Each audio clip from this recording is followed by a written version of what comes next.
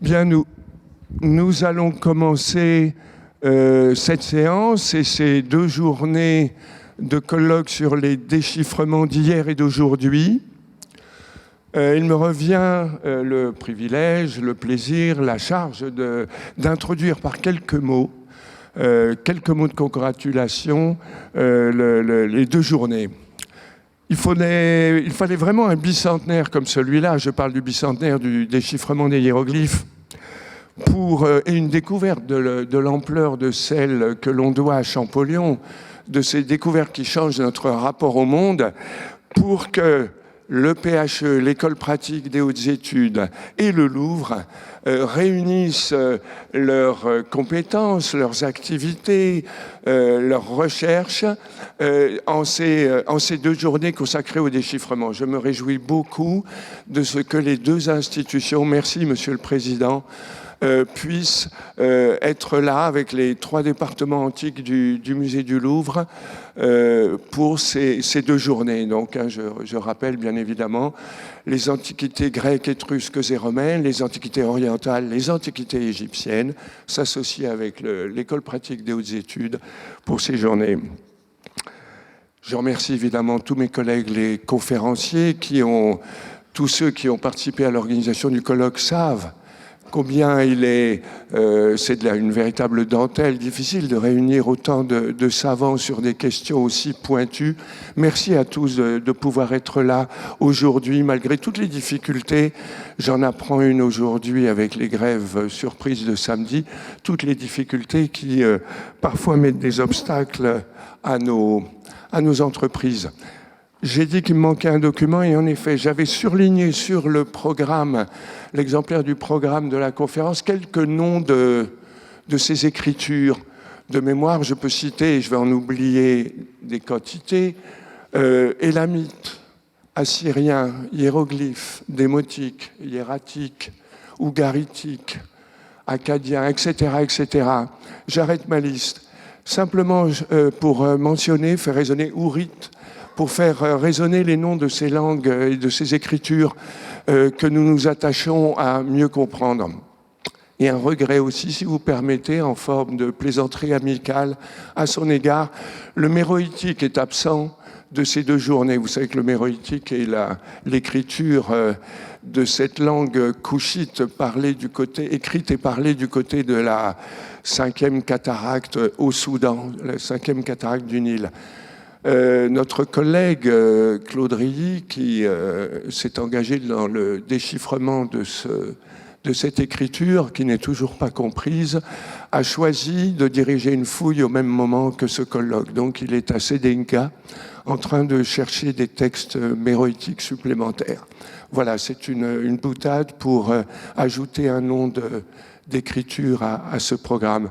Je nous souhaite d'excellentes 2 journées de communication et de présentation pour le public de ce que sont les réalités, les difficultés et les nécessités des déchiffrements de ces écritures anciennes. Merci.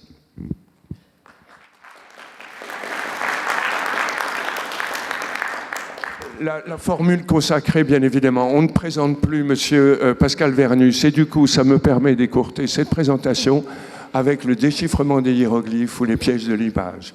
Si le long itinéraire qui a conduit au déchiffrement des hiéroglyphes fut si ardu, c'est qu'il traversait un domaine bien broussailleux de l'humaine cognition, le rapport à l'image. Les tribulations de tous ceux qui s'aventurèrent dans l'élucidation des hiéroglyphes dessinent en creux ce qu'on pourrait appeler, plus ou moins ironiquement, une critique de la raison iconique. C'est en effet un grand flou autour du statut de l'image qui, en dernière instance, rend compte non seulement des errements anciens, mais des hésitations contemporaines.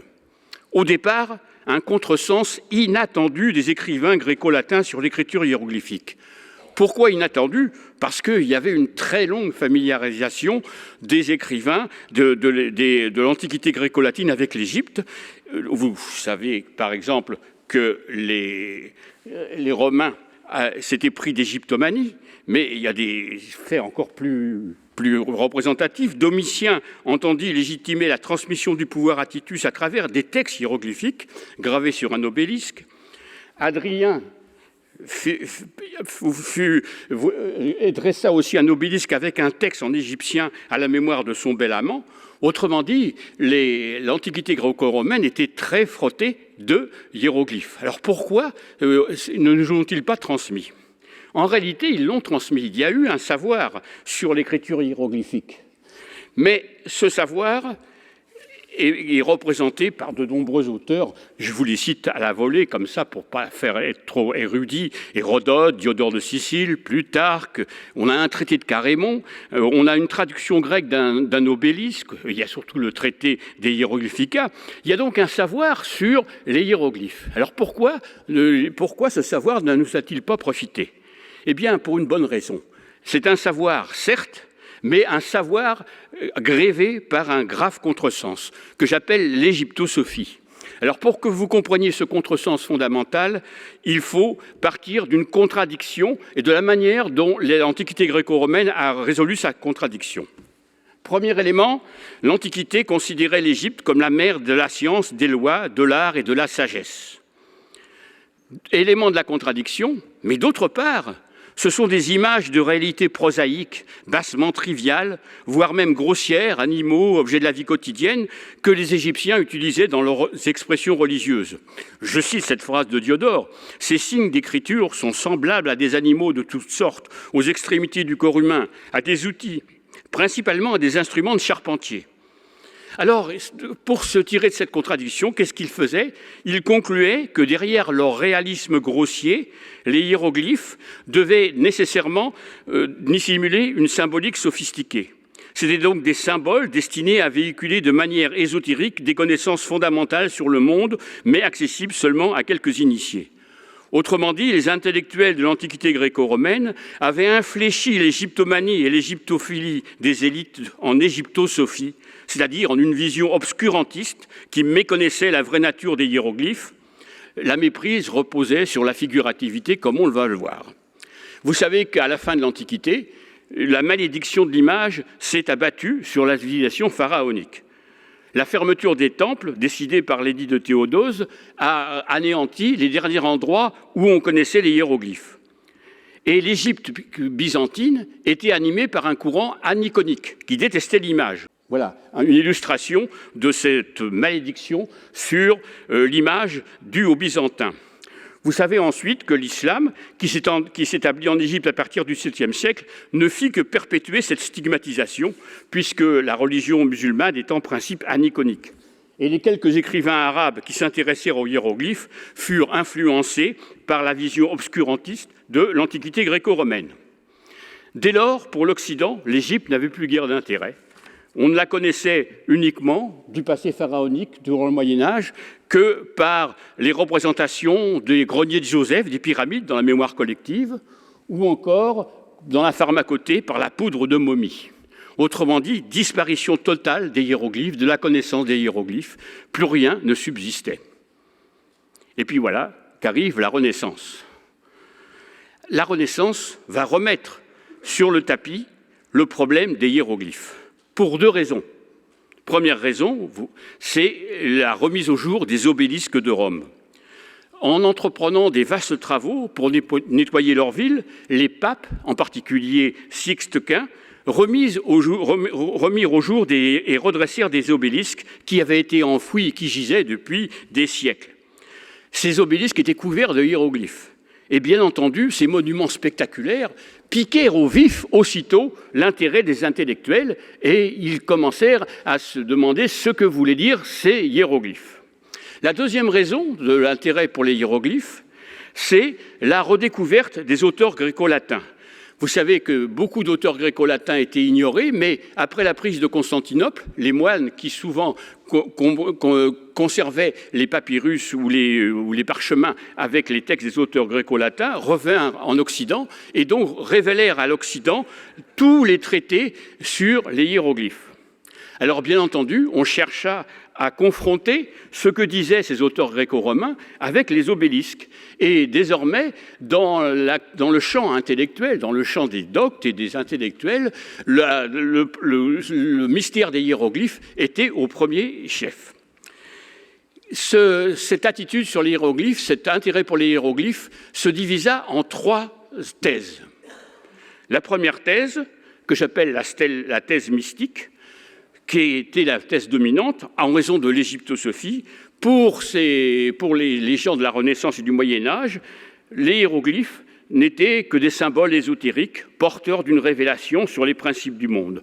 Alors cette thèse, elle a été particulièrement portée par Kircher, mais j'en parle pas parce que Jean Vinan vous sera certainement très éloquent sur le sujet. La deuxième thèse, c'est la thèse philosophique. Les hiéroglyphes seraient des éléments d'une écriture universelle notant directement la pensée sans passer par le langage. Ça, c'est un mythe que des intellectuels comme Leibniz, comme si la pensée pouvait être transmise indépendamment du langage. C'est un mythe, mais un mythe qui jouait beaucoup dans l'enquête sur les hiéroglyphes à cette époque. Et puis, il y a la troisième thèse, celle qui nous intéresse le plus, c'est ce que j'appelle la thèse historique. Les hiéroglyphes, pour certains, étaient bien les éléments d'une écriture au sens propre, c'est-à-dire un code permettant de noter visuellement la langue des anciens Égyptiens. Cette thèse fut défendue à la suite des développements des études philologiques. Les partisans se subdivisaient en 2 camps, les uns tenant que cette écriture était idéographique, un hiéroglyphe notant un mot ou une idée et fonctionnant donc comme idéogramme, les autres qu'elle était phonétique, un hiéroglyphe notant un son de la langue et fonctionnant comme phonogramme ou comme signe alphabétique. Il faut ici citer le nom du Danois Georges Zoga, qui, dans son traité sur les obélisques, a fait un répertoire de tous les hiéroglyphes connus, et surtout, il a pressenti qu'il y avait des idéogrammes fondés sur le rébus. Alors le rébus ou le rébus, je n'insiste pas, vous connaissez tous le principe, c'est le fait d'utiliser une image non pas pour ce qu'elle représente, mais pour le nom de ce qu'elle représente dans une langue donnée. C'est quelque chose qui est crucial, on ne peut pas comprendre tout le problème du déchiffrement sans ce problème du rébus.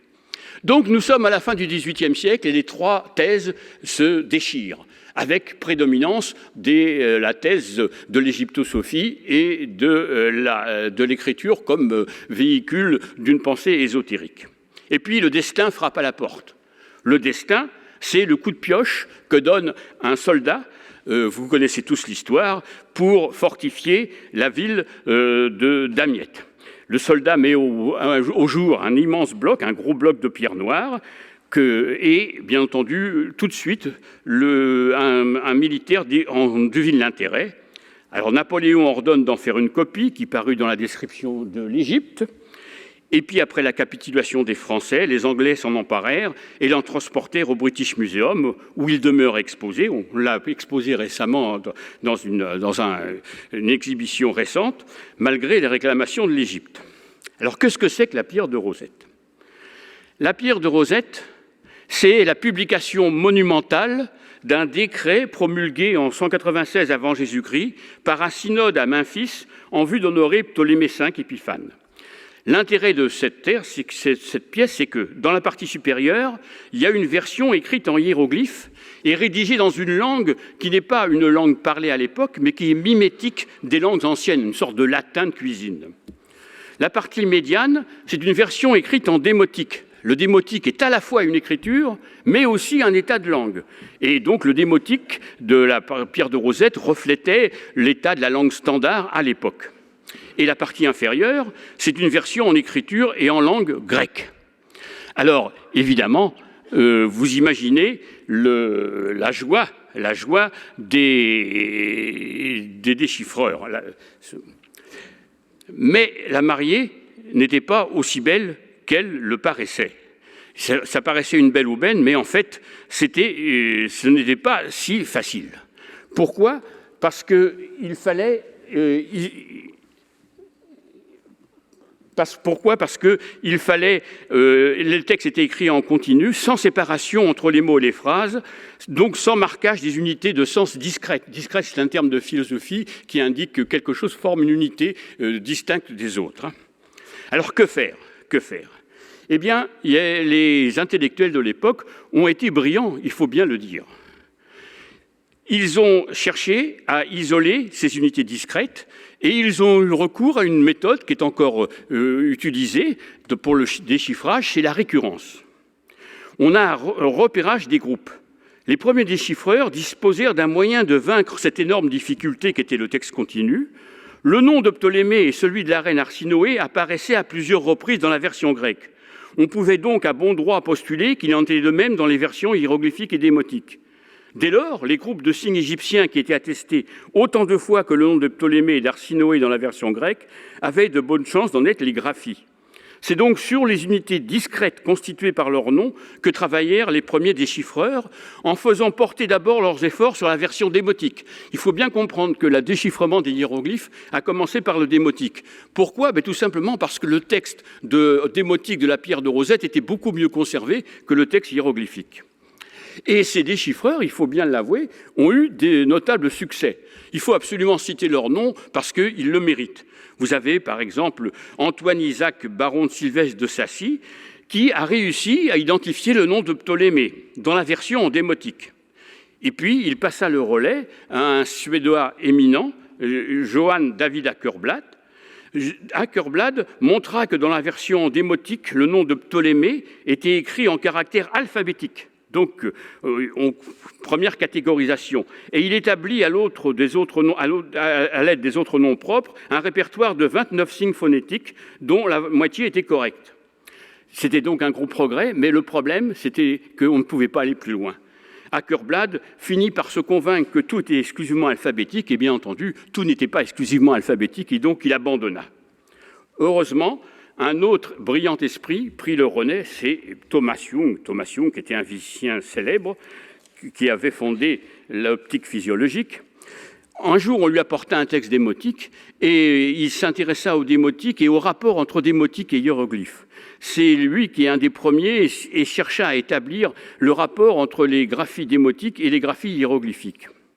Et il essaya aussi, dès lors, de s'intéresser à la version hiéroglyphe qui avait été délaissée.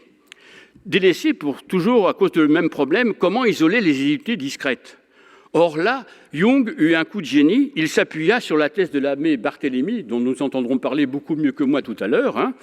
La thèse de ce abbé génial était la suivante. Les noms royaux étaient instruits dans un cartouche. Or, dans la version hiéroglyphique, les noms des souverains étaient entourés par le dit cartouche.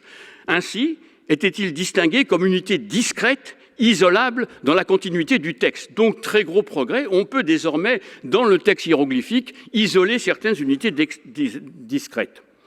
Young fit un gros travail, il ne faut pas le sous-estimer.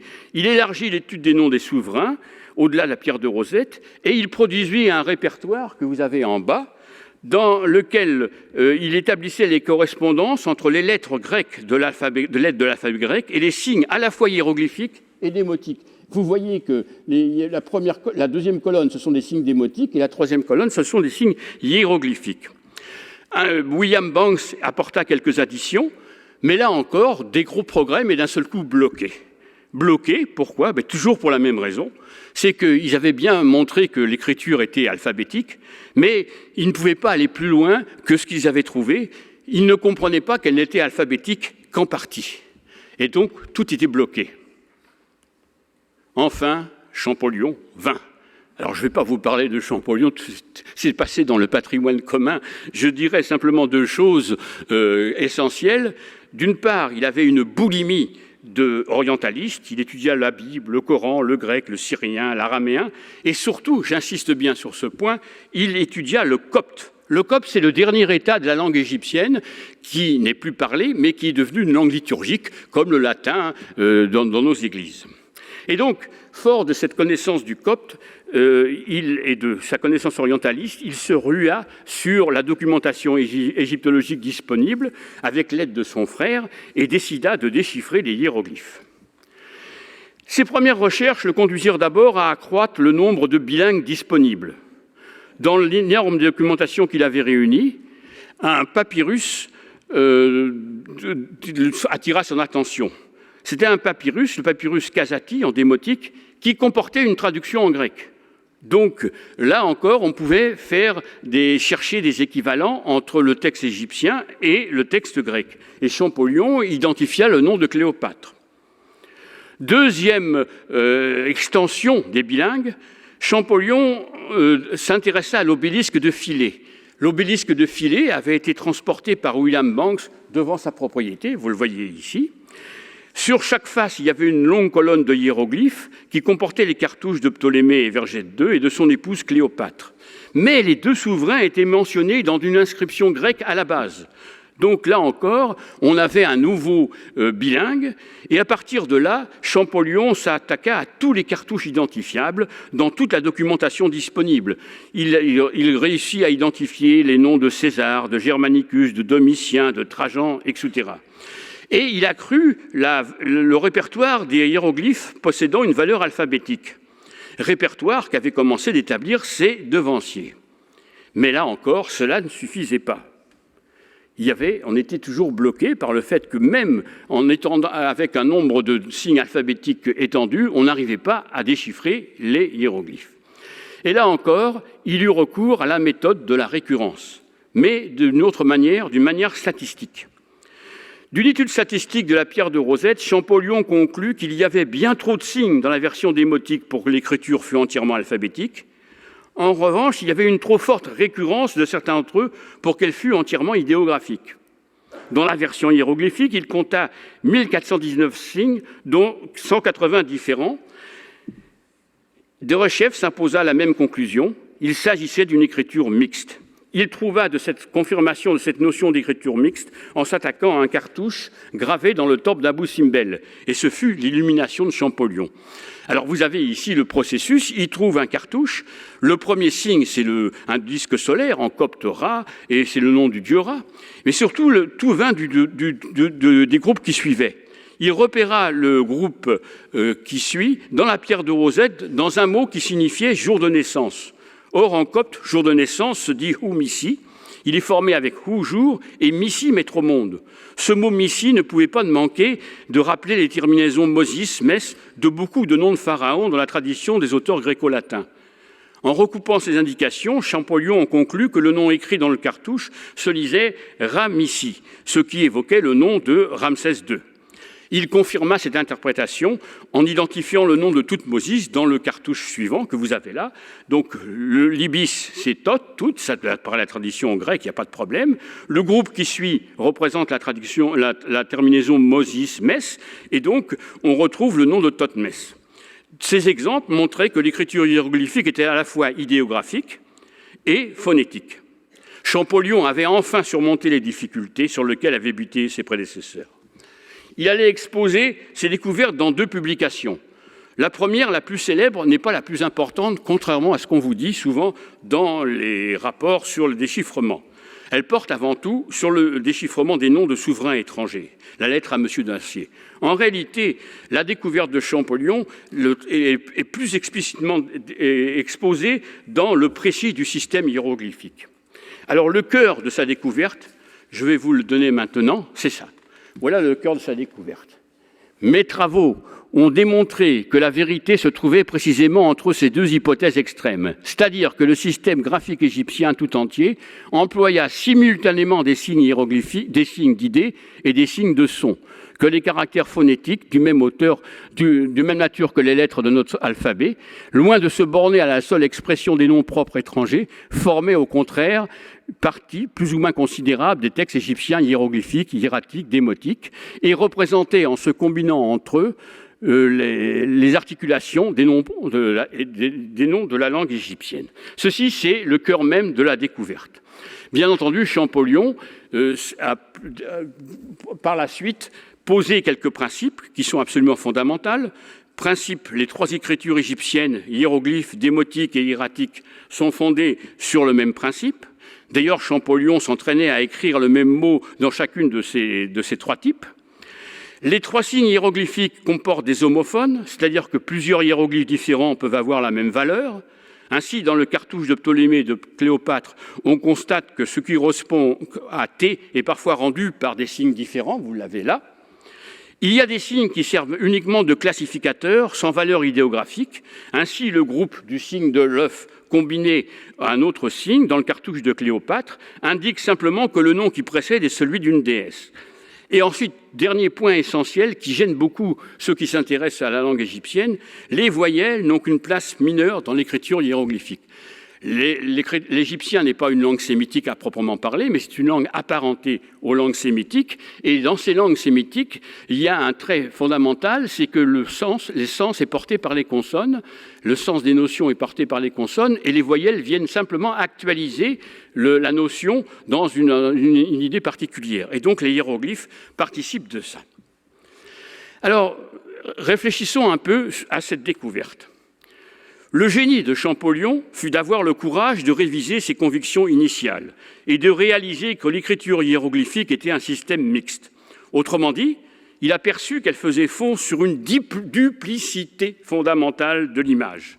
Un hiéroglyphe, en tant qu'image, peut convoquer pour son signifié le mot conventionnellement associé dans la langue à ce qu'il donne à voir.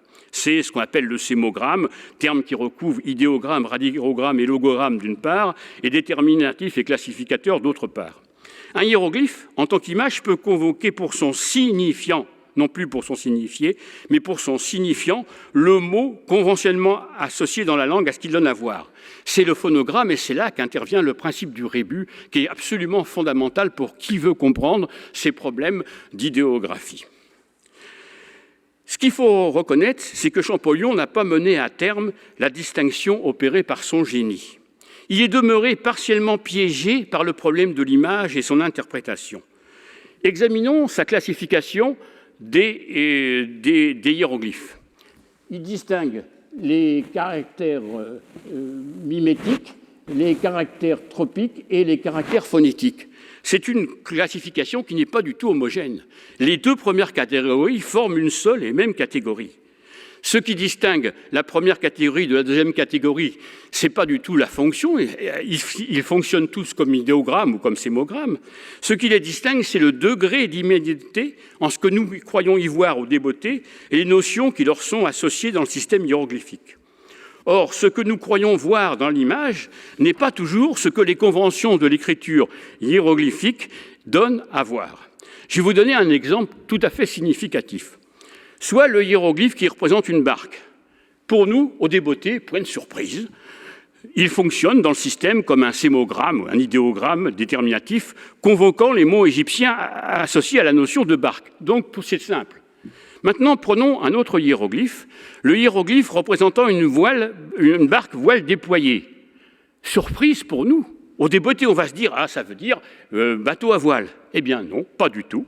Ce signe fonctionne dans le système comme un sémogramme convoquant les mots égyptiens associés à la notion d'aller au sud. Pourquoi ? Parce que pour remonter le cours du Nil, les anciens Égyptiens tiraient profit du vent du nord. Cet exemple est simple, mais vous voyez combien il ne faut pas être naïf par rapport à l'image. L'image n'a pas une signification évidente et naturelle. Elle est toujours fonction d'une convention. Alors la convention peut être plus ou moins prononcée, mais l'image n'est pas monosémique. Et l'erreur que l'on constate chez Champollion, mais pas seulement chez Champollion, j'ai eu l'occasion cette année où tout le monde parlait de Champollion, du déchiffrement, de lire beaucoup de rapports ou de traités sur le sujet, et la confusion est toujours la même. Si j'insiste sur cette confusion entre figurativité et idéographie, c'est qu'elle se perpétue de nos jours. Et je vais vous donner un exemple. Dans un des meilleurs journaux de français, un quotidien de l'après-midi, voilà une citation d'un article qui m'a d'ailleurs été signalé par Rina Viers. Voilà ce que dit l'auteur. Il dit, d'une part, les idéogrammes, c'est-à-dire des symboles graphiques représentant non un phonème ou une syllabe, mais une unité de sens, mot ou concept.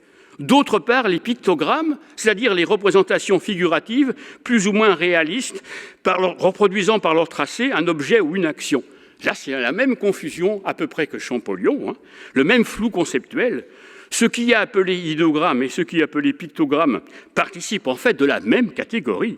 Ce qui les différencie pour l'auteur de ces lignes, c'est qu'il perçoit les premiers comme non figuratifs et les seconds comme figuratifs.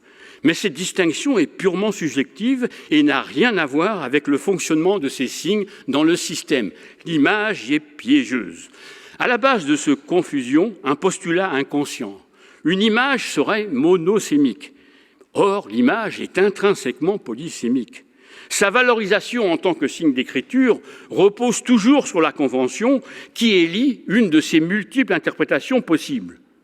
Autrement dit, s'agissant du sémogramme en général, et plus particulièrement de l'idéogramme ou du logogramme, la relation entre ce que représente le signe d'écriture et les notions ou les mots qui lui sont associés s'évalue sur une très large échelle. Un idéogramme n'est pas forcément figuratif.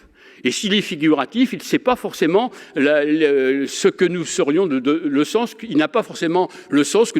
donner au débeauté en voyant l'image. Par exemple, en français, dans dollar, c'est un logogramme pour dollar. La relation est purement conventionnelle. Il n'y a point de motivation reposant sur la figurativité du signe, lequel se place plutôt au plus bas de l'échelle de l'iconicité. Mais c'est un idéogramme, il n'est pas figuratif, c'est quand même un idéogramme. Maintenant, prenons une autre expression, le signe du cœur, dans, par exemple, ce qu'on a souvent sur les maillots, n'est-ce pas, ou sur les t-shirts, « J'aime Paris ». Alors ici, la motivation est idéographique, mais elle est idéographique à 2 degrés. Le cœur est utilisé pour la notion d'amour. Néanmoins, il y a un lien figuratif entre l'idéogramme et son image. Donc, je pense que par là, vous avez montré les dangers et les pièges que tend l'image. L'image est piégeuse et pour la bien comprendre, il faut procéder à ce que j'appelle une critique de la raison iconique. Je pense que celui qui en a parlé avec le plus d'humour, avec un truisme à sa manière, c'est Jean-Luc Godard. Vous savez que Jean-Luc Godard était absolument obsédé par le problème de l'image. Et dans une interview, il a laissé passer ce truisme, mais un truisme qui en dit long. L'image est ce dont on ne peut pas parler d'abord avant de la voir. Eh bien, c'est là-dessus que je terminerai. Merci beaucoup.